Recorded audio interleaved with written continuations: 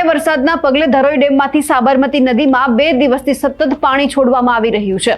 આજે સવારે 6 વાગે ધરોઈ ડેમમાંથી 51,848 ક્યુસેક જેટલું પાણી છોડવામાં આવ્યું, જેના પગલે સાબરમતી નદીમાં પાણીનું સ્તર ખૂબ વધી રહ્યું છે।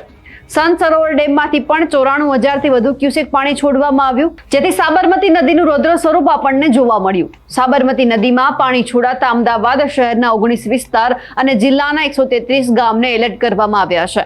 અમદાવાદના સુભાષ બ્રિજ ખાતે વ્હાઇટ સિગ્નલ એલર્ટ પણ આપવામાં આવ્યું છે।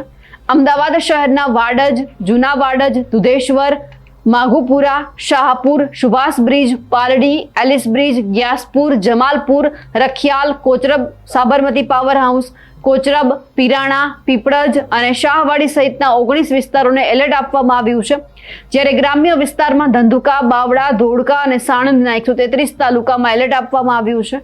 પૂર નિયંત્રણ વિભાગના મામલતદાર દ્વારા અમદાવાદ જિલ્લા અને શહેર પોલીસ તેમજ પ્રાંત અધિકારીને પૂરગ્રસ્ત ગામોમાં સલામતીના પગલાં લેવા પણ જાણ કરવામાં આવી છે। સાબરમતી નદીમાં પાણીનું સ્તર ખૂબ વધી રહ્યું છે, જેના પગલે છેલ્લા 2 દિવસથી સાબરમતી રિવરફ્રન્ટ વોકવે અને લોઅર પ્રોમિનાડ અગમચેતીના ભાગરૂપે બંધ કરી દેવામાં આવ્યો છે।